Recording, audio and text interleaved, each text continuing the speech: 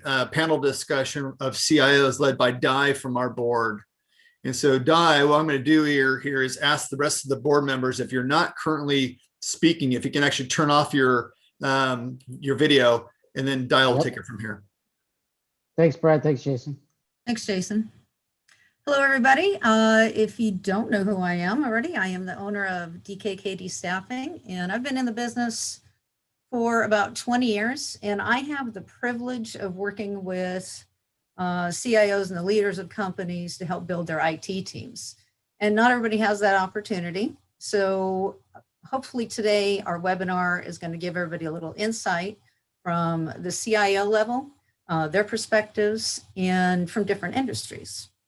As David mentioned, Helen is our newest board member, and she is the CIO of Chapman University. And so Helen, could you please share a little bit about your role, your background, size of the organization, and the staff you oversee? Great, thank you, Di, and thank you for having me. I'm delighted to be here today and looking forward to the great discussion with Rick and Tim. As you mentioned, I'm the CIO at Chapman University in Orange County in beautiful downtown Orange. Chapman is a mid-sized private university. We have between 9,000 and 10,000 students.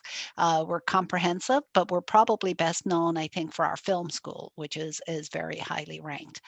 I've been at Chapman myself for about 7 years. I've worked in higher ed IT for a long time, previously at UC Berkeley and at the Cal State system.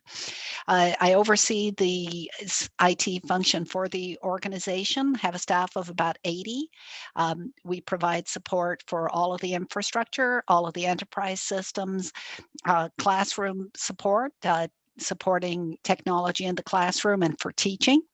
I also happen to oversee the library at the university. It's about another 50 people work in the library. And the reason I oversee that is because we see libraries as becoming more and more connected in with technology. We're looking at more and more online resources, which has really been accelerated by the pandemic. But, you know, less focus on books in the library and more focus on online resources. So thank you. Thank you. And most of us are, or most companies, I should say, are, you know, a hybrid of on-prem data center and cloud. And so I'm going to go on to Rick next. And as Jason said, you know, it is multi-cloud. And so we have to get used to using the right terminology these days. But we all know who CrowdStrike is. So next I'd like to introduce Rick Stark, CIO of CrowdStrike. And also same format, your role, background, size of company, and staff you oversee, please. Sure. So Rick Stark, I'm the CIO at CrowdStrike. Overall role within the organization, I'm responsible for the IT services and IT systems for the internal organization, have responsibility over the application SaaS platforms, you know, a subset of our data centers that are not product related. I've spent several years in the industry. I've got going back to a PC manufacturer. I spent some time with companies like Avnet, spent some time with a manufacturing company in Southern California with Cymer, as well as with Esri, a geospatial organization prior to joining CrowdStrike. Been here about 2.5 years, staff roughly around 100 people within the organization. So thanks for having me. Thank you. And then next we have Tim. And Tim Crawford is a longtime AFCOM member and has been a trusted CIO advisor as well. He works with a variety of clients. And we'd like you to share your background, tell us about your podcasts, please, and what you're seeing as some of the topics for 2021 with your clients. Yeah, thanks, Diane. Thanks everyone for inviting me to take part. I'm honored to join the group.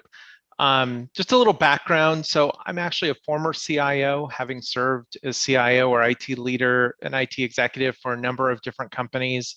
Most recently at All Covered Konica Minolta, and then before that at Stanford University as part of the Graduate School of Business. And so having spent most of my career leading IT organizations, I come from a pretty unique perspective, having transitioned most recently to a role where I'm advising other CIOs as well as enterprise IT and enterprise vendors. So just think of some of the largest vendors from Intel to HPE to Microsoft. Large telcos and communications organizations are all clients working both on the vendor side of things, but then also with the CIO and executive team. And so through my journey, there were a couple of things that came up, and I realized that folks don't necessarily get that inside knowledge of hearing firsthand how a CIO talks. You know, what is top of mind for a CIO? And being part of those private roundtables, those private one-on-one and many-to-many conversations that only CIOs take part in, I really wanted to elevate those conversations. And that was really the impetus behind the CIO in the Know podcast, which you can get on Apple Podcasts or any of your major podcast platforms. And then most recently launched CXO in the Know as a second podcast. And so what I thought I'd share today is just what are some of those topics that are coming up in 2021. And it's a long list. There are 2 slides here. I'm not going to read through all of them. You can go to the LinkedIn page and kind of pull them down. Happy to talk about them offline if there's interest in doing that. But I wanted to highlight a few here that I thought were most pertinent, especially as we think about what is on the agenda for 2021. And I think the first thing you'll notice as you look through this list on this page and the next page is that it's a very long list. And there are a lot of different aspects that a CIO is having to contend with, from business transformation, top of the list, all the way into specific technologies and everything in between. And so, you know, we hear a lot about digital transformation, but I think, you know, one of the things I just mentioned, I was just interviewed for the Wall Street Journal this morning, and I brought up this very issue, which is digital transformation is almost dead on arrival as a subject today within the more forward-thinking CIOs. And the reason for that is that it takes a very tech-centric perspective and misses that business context. Now, that's not to say that we don't need to modernize IT. We do. But we need to start with understanding where our organization is headed, where our customers are headed. And we saw a dramatic change in those behaviors just over the last 12 months. And so when we have that context, it gives us the right frame of mind to then think about how we should organize or reorganize our technology platforms, architectures, and the organization itself in terms of what we need to be successful moving forward. So business transformation is top of the list for me and many CIOs. Customer engagement is key. You have to understand how your customer is evolving, but then that drives into rethinking just the role of IT. You know, it used to be seen quite often as a back office focused organization. And that couldn't be further from the truth today. Now, for a long time, IT has really needed to step out of the shadows and step into the limelight and work with the rest of the executive team. And some organizations that has happened, but 2020 really accelerated the need for that. And we're just seeing a continuance of that moving forward. And I would expect that to continue. In line with all of that, you have to rethink the budget.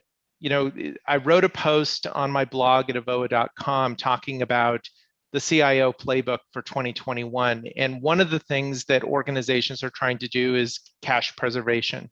You know, as you go through an economic downturn, you always have to think about how you're controlling your spend or managing your spend. But at the same time, you want to make sure that you're not cutting so much that you're not prepared for the output of that downturn. So you need to weather the storm, but you need to be in a good position once you get past the storm. And so that's a balancing act that organizations have to think about. And then, of course, there are a number of leadership and organizational issues that CIOs are talking through. I have 5 of them here, but you know, another one that often comes up is just the concept of trust and what trust is and what it means. Can we go to the next slide, please? Now, when you kind of double click on all that and talk about technology and process, you know, we've already heard about a number of these. You know, cloud is something that I've said for a long time, and it still holds true today. It's the single biggest opportunity for enterprises. And I will say, most of my clients and most of the organizations that I work with today, as well as most of the organizations that I've led IT for, have been large global entities. And so when you look at cloud, there are different components to it. So don't mix hybrid cloud with multi-cloud. Those are two different concepts. I have more details and have written a blog post about what I mean by that. But I think it's important to understand where cloud fits and where it doesn't fit. It's not a one size fits all, but it definitely has to be part of your core strategy. You know, tech debt and modernization absolutely has to be part of the conversation. You know, those sacred cows that we've been really kind of milking for a long time, and you know, maybe have kicked that modernization can down the road quite a ways.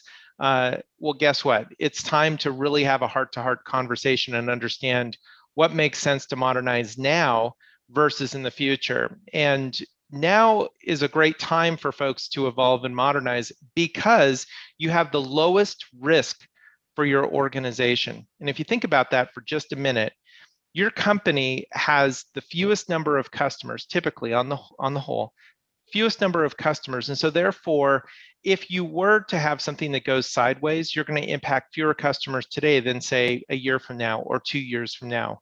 And so it's important to take that into account when you think about the best time to make these dramatic changes.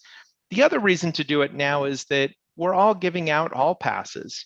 You know, if something doesn't work quite right, we all understand we're doing the best we can. You know, video was a little sketchy for an earlier call. I got the dog barking behind me. The kids are running in because something isn't working with their computer. I mean, we're all understanding and giving folks a hall pass. And so the combination of those things really kind of tee this up to be a conversation topic for 2021. And then last, but absolutely not least, is edge.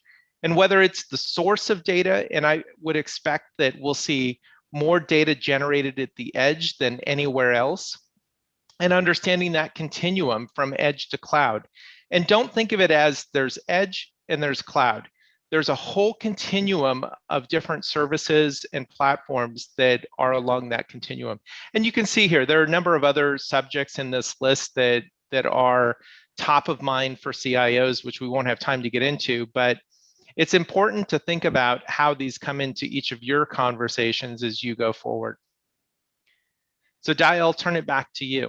Thank you. That's excellent. Thank you very much. You know, as we've all gone through 2020, there have been many unique situations, shifts in planning. As Tim mentioned, you know, it's business transformation. And what I'd like to do in this section is focus a little bit on maybe some of the top challenges we've had in 2020. You know, in my 20 years in business, I've never seen my clients have to adapt and pivot so quickly. You know, especially the ones who haven't had a work from home model or remote workers. You know, I get a lot of people that are actually hiring out of state now, which they didn't do before, and they're a little bit more open to it. Some companies have actually grown exponentially, you know, depending on what the industry is. You look at, you know, home furnishings and exercise equipment and different kind of companies like that. And, you know, and I wish I would have bought stock in Home Depot with all the projects that we've had and been working on at our house. And, you know, while others have had to, you know, learn to change their business model just to survive, there have even been some companies and new businesses formed out of the trends that are happening now. And like you said, modernization, Tim, you know, it's like we've all had to kind of adapt. In my own business, I had to shift 100% virtual interviewing and onboarding of contract. Mm-hmm. And, you know, it forced me to update my systems. I had to have everything that was online, have everything secure. You talk about, you know, secure data. I have confidential information from, you know, so many different, you know, candidates from all over the place, and I have to keep that secure. And so now everything's online, not in person, signing things off. And in the past year, there's so many clients and staff that I haven't, or contractors I haven't even met yet. I heard a great quote yesterday on a webinar that I was on, and it was the CEO of MailChimp. His name is Ben Chestnut, and his phrase was, his quote, "Listen hard and change fast." We've all had to adapt very quickly. So I'd like to start with Helen. Helen, could you please explain your reporting structure as well to help our attendees understand who manages your IT spend, and then maybe some of your top challenges for 2020. Well, obviously the top challenge of 2020, it's not hard to say, it was all brought about by the pandemic. Mm-hmm. I think one of the things that why it was so challenging, there's so many reasons. We all as IT leaders have prepared for a variety of situations. We have business resumption plans, we have disaster recovery.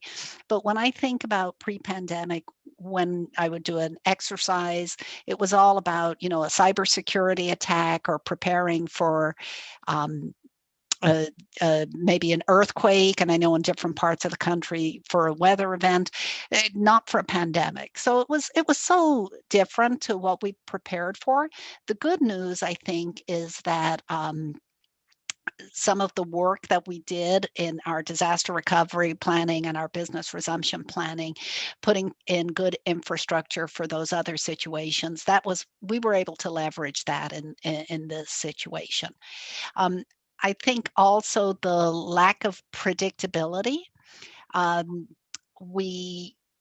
It felt like when we went to work from home, and in our case to teaching from home almost a year ago, we were thinking of it as we'll be here for a few weeks, and it just, we just couldn't predict how long this would last and how it would be. So, I kind of like to say, we thought it was a sprint. It's really been a marathon. I don't know where I feel hopeful that maybe there's an end, but we will see that as we go. We're still dealing with the unpredictability.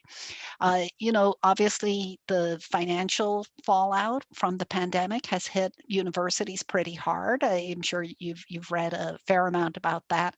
We had to send our students who are living on campus home.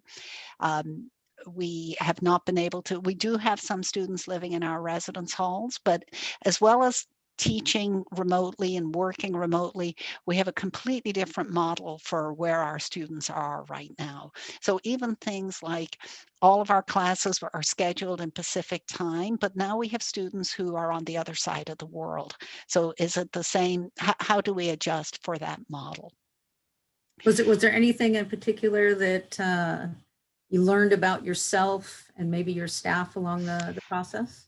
Yeah, I think some of the things, we had, when I came on board, I did some work around transforming the organization, and we had a real focus on building some of our expertise and our customer service in particular.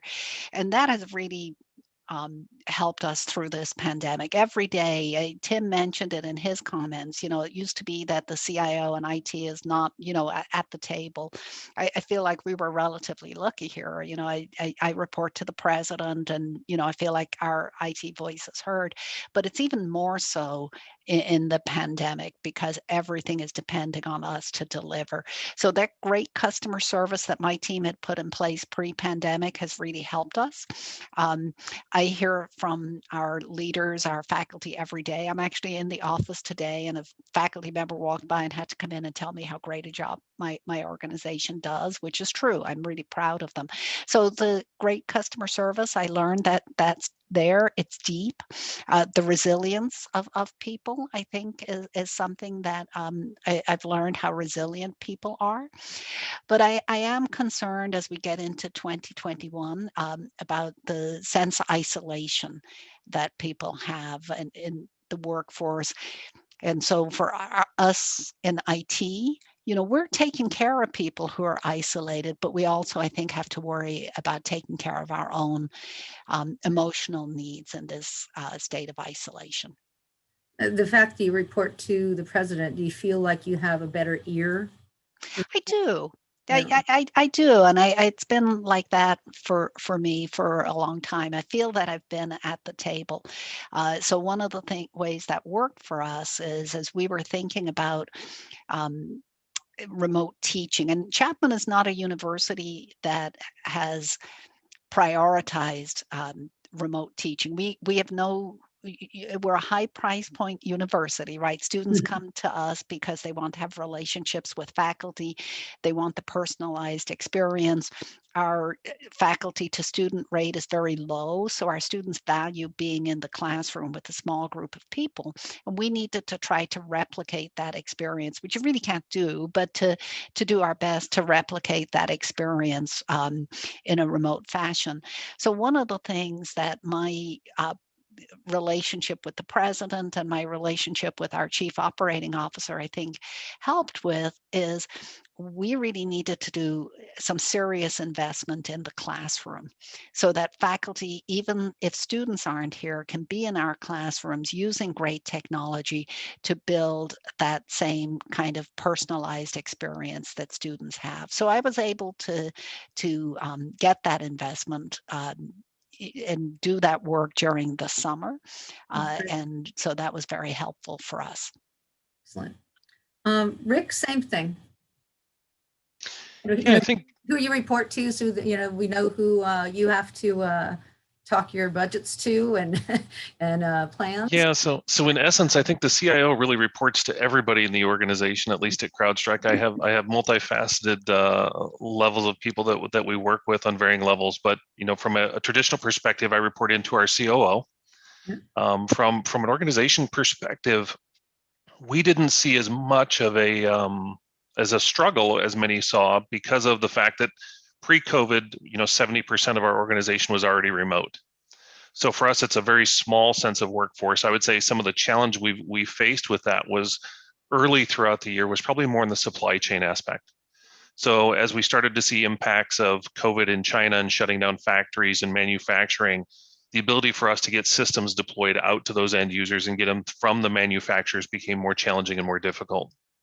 As we started to look at software providers and doing updates and things like that in our data centers and facilities, because of the restrictions of COVID and who could travel and travel restrictions, it proved to be more challenging to do those updates and a little riskier, frankly, to do those updates remote. Because if you had a hardware issue, if something didn't restart properly, getting somebody on the ground to be able to push that button or pull the plug became much more challenging.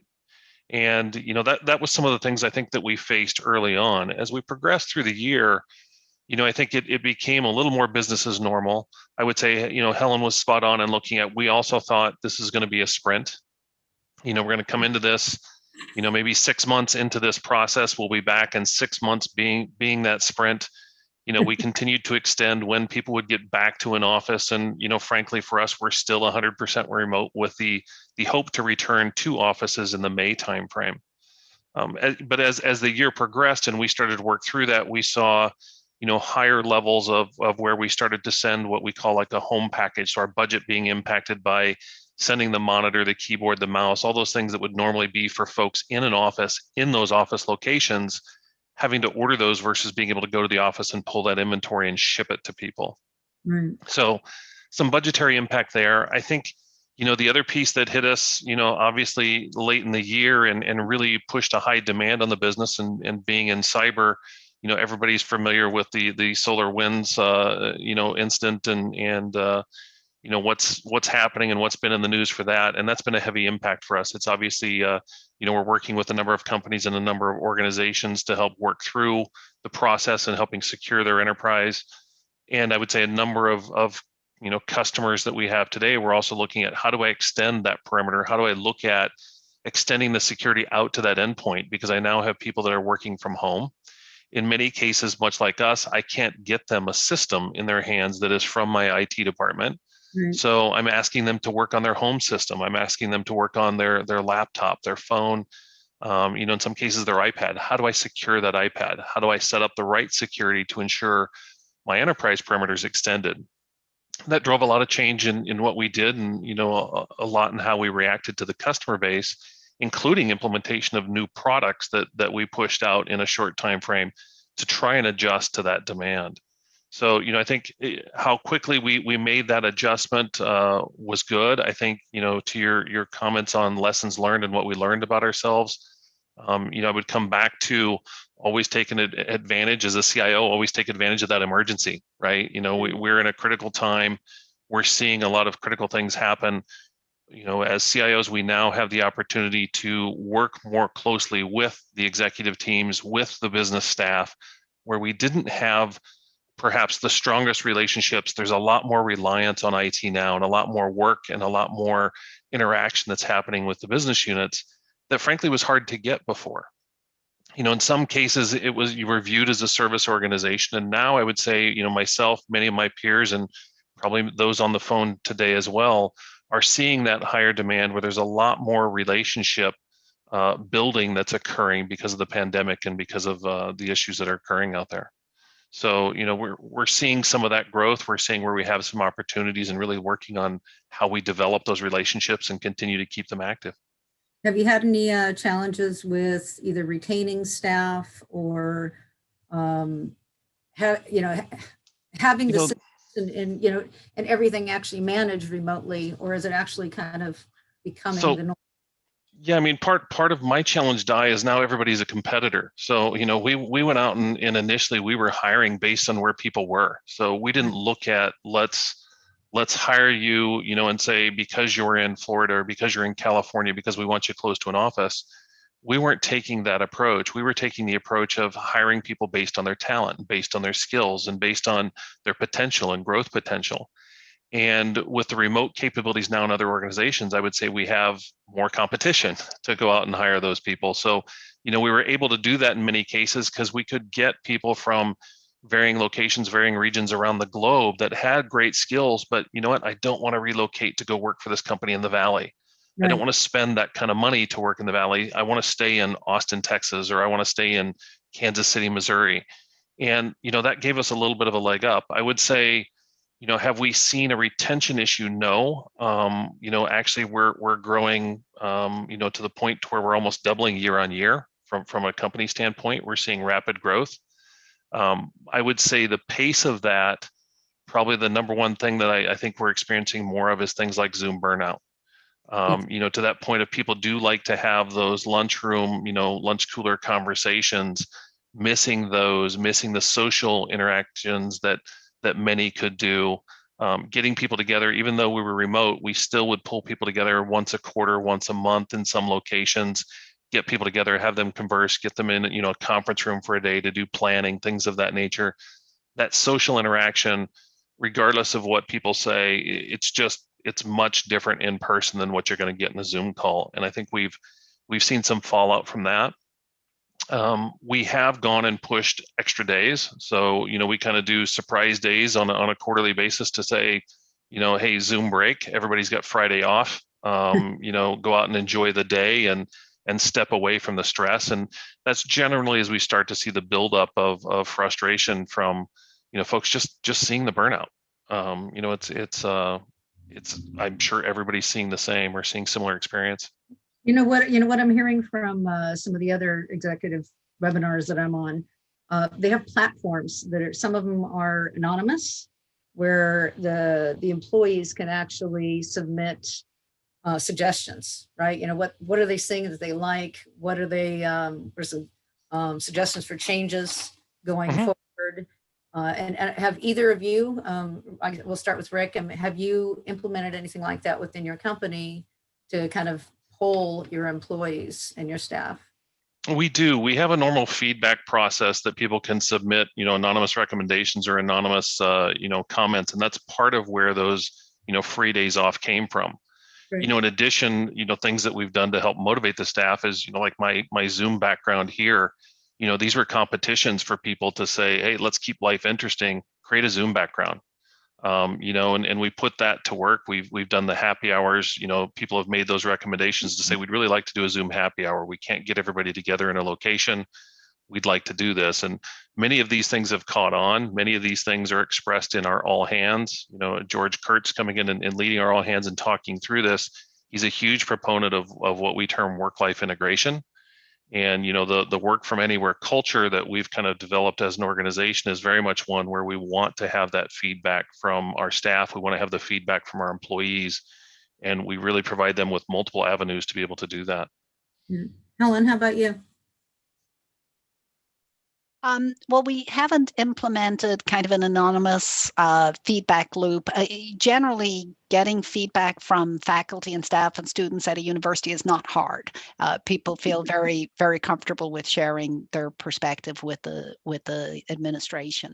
A couple of things, though, that we do. Our president has been since the beginning of the pandemic, has been very focused on being out there, sharing what's going on because it is so unpredictable, either through panel presentations with other senior administrators, or initially we were doing a daily email to the community, and now we're down to twice a week, but predictable.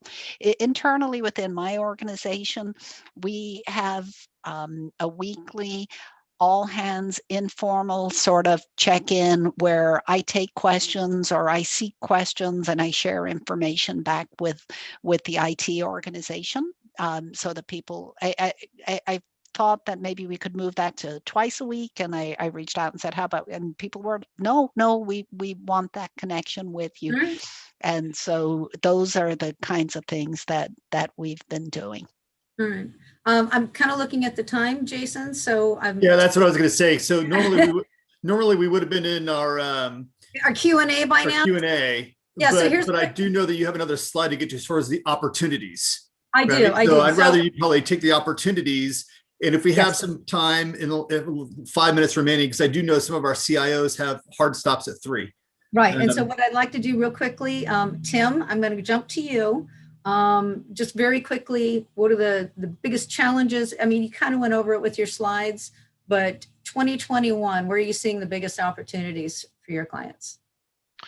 Well, I think it's, kind of to something that Rick had said earlier, no good opportunity or no good disaster should go unused. And it's a sad thing to say, but the reality is that the pandemic, for all of the negative things, there are opportunities in it. And I think one is, as you've heard, is getting closer to the rest of the organization beyond IT, building those relationships that should already be there or maybe have only just started.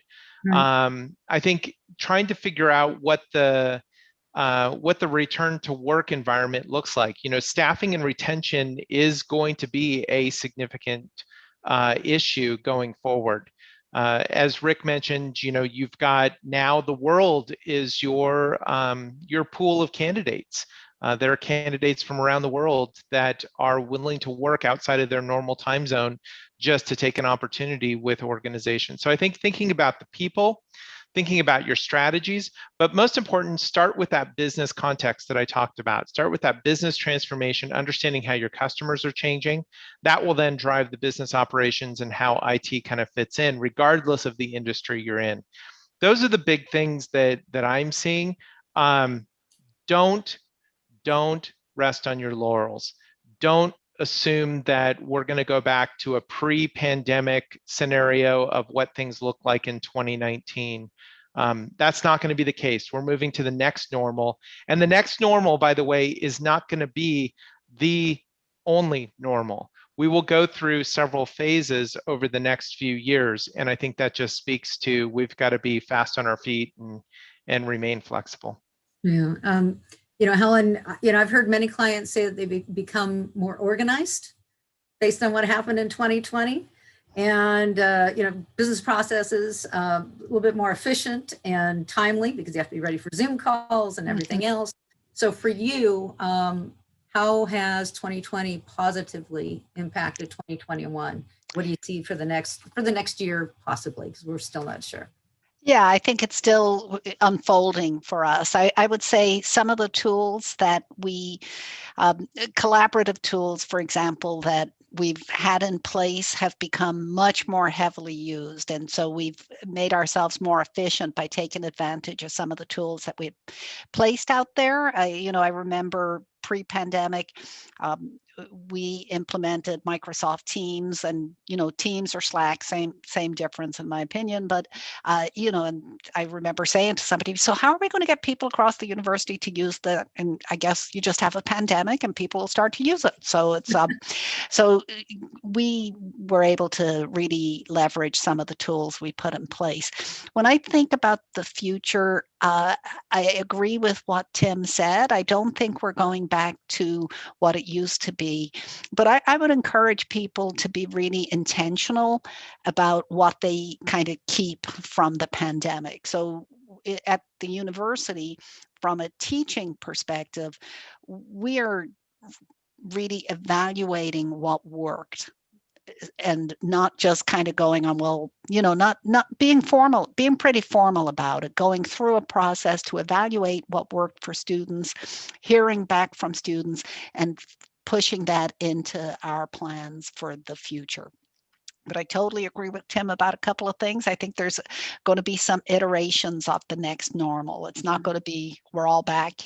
I am concerned that there's a bit about two things. One very not particularly strategic, I think maybe pretty operational. A lot of the things that we're supporting in IT will stay after the pandemic, but I'm also concerned that the things we were doing before are going to come back. So I think there's going to be a big workload issue on IT organizations because we'll be supporting remote and in person.